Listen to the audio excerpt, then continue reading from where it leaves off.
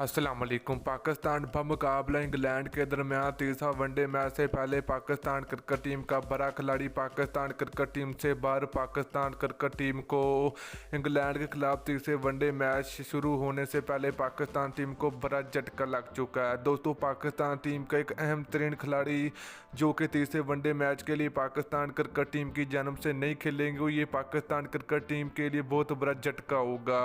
तो मुकम्मल तफसील आप लोगों को बताते हैं इस वीडियो के अंदर, तो आप लोगों ने लाजमी इस वीडियो को एंड तक देखना है।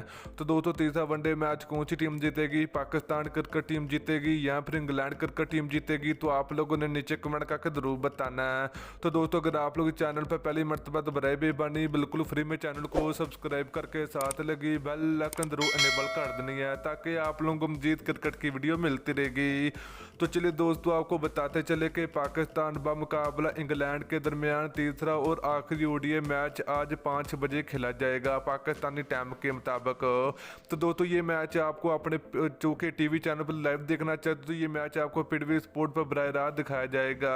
तो चलिए दोस्तों, खिलाड़ी की बात करें तो पाकिस्तान क्रिकेट टीम के जो सरफराज अहमद है उनकी पाकिस्तान क्रिकेट टीम में वापसी हो चुकी है, कन्फर्म वापसी हो चुकी है।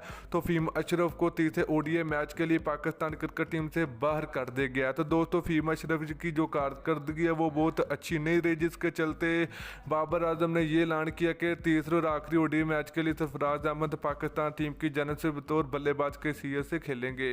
तो दोस्तों, वीडियो अच्छी लगे तो वीडियो को लाइक और शेयर करें।